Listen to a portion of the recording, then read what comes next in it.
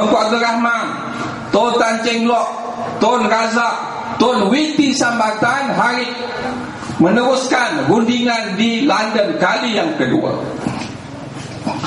Kali ini orang Melayu, orang Cina dan orang India dengan pemimpin-pemimpin UMNO, MCA dan MIC itu sudah ada jawapan apa yang kita harus lakukan jikalau kita nak merdeka.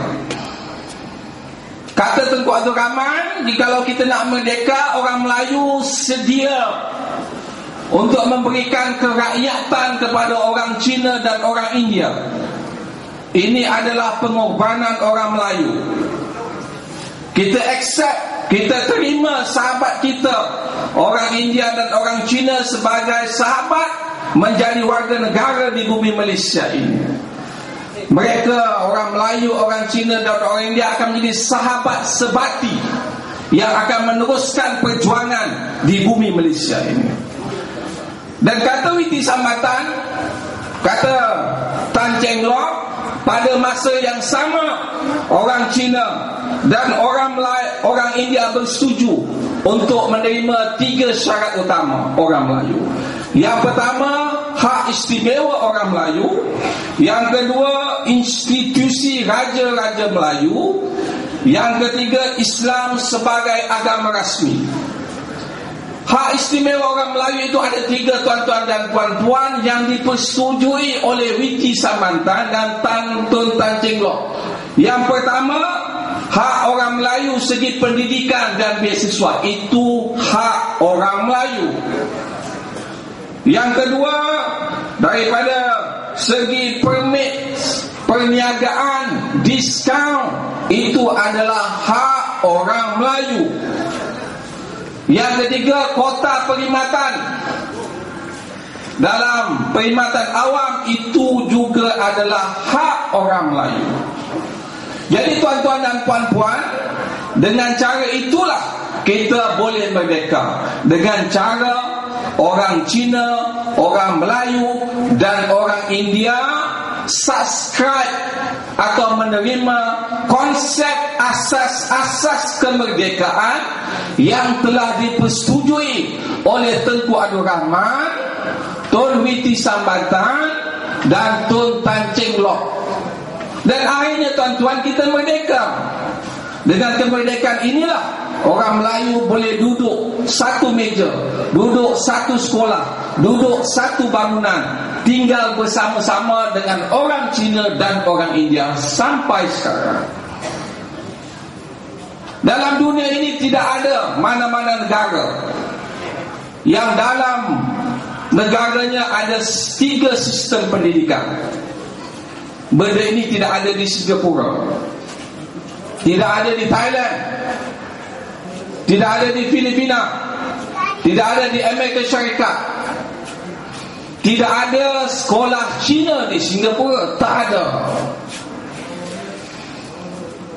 Tidak ada sekolah Tamil di Indonesia ataupun di Singapura ataupun di Filipina ataupun di Amerika Syarikat, tidak ada. Tetapi atas semangat pendidikan, pemimpin-pemimpin kita menubuhkan sekolah kebangsaan untuk orang Melayu, sekolah Tamil untuk orang India dan sekolah Cina untuk orang Cina.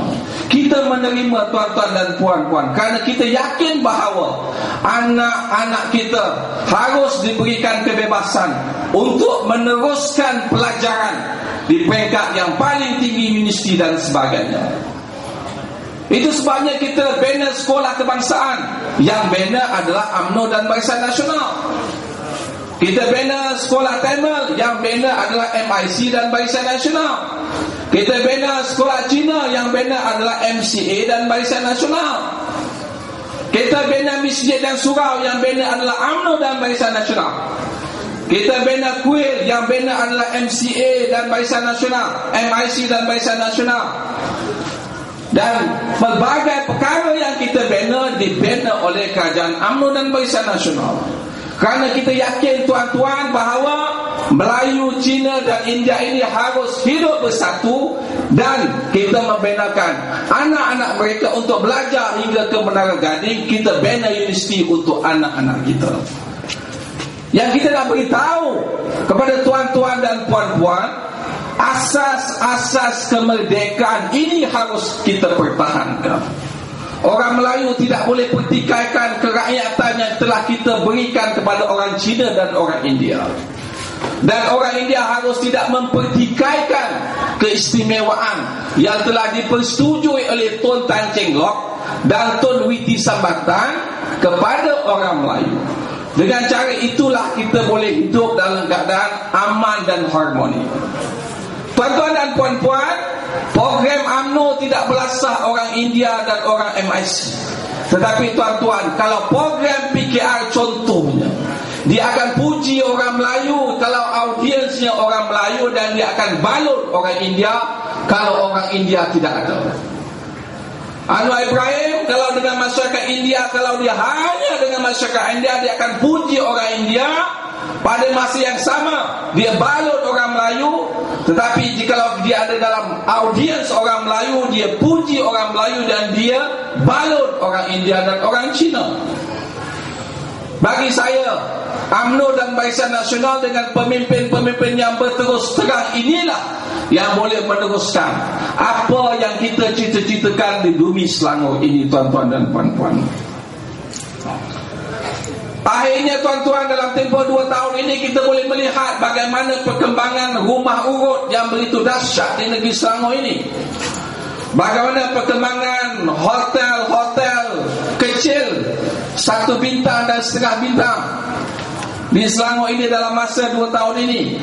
Kalau kita lihat data di sana menunjukkan tahun 2007 lesen rumah urut, hotel dan pusat hiburan spa cuma ada lebih kurang 700 saja lesen seluruh Selangor yang kita keluarkan. Tetapi bila Pakatan Rakyat memerintah, wujud rumah-rumah urut, hotel kelas 3 bintang, 1 bintang dan rumah-rumah spa bagaikan cendawan selepas hujan.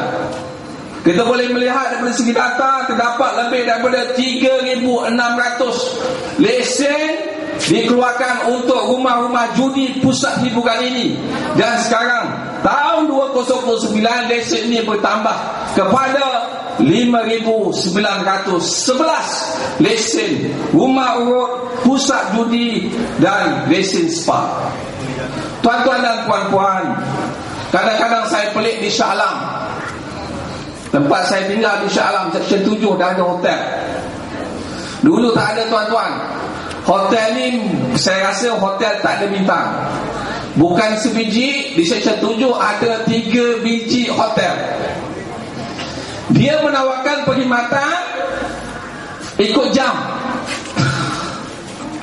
Hotel biasa menawarkan kediaman, bilik ikut hari. Hotel di Shah Alam menawarkan bilik ikut jam. Dia kata murah-murah, 1 jam RM10.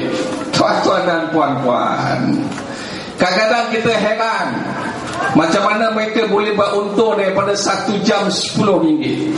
Rupanya tuan-tuan, bila kita lihat dan kita selidiki, di dalamnya dia simpan ayam. Ada ayam kampung, ada ayam daging, ada, tuan-tuan. Saya tak tengoklah, tapi kawan saya yang pergi, dia kata dia terperanjat. Tujuan dia betul malam itu dia sesak, dia nak mendaftarkan diri di UiTM Shah Alam. Oleh kerana kelewatan, dia tak daftarkan diri, hostel tak ada.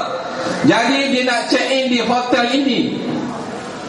Dia kata, Hamizul, hotel ini rupanya ada ayam.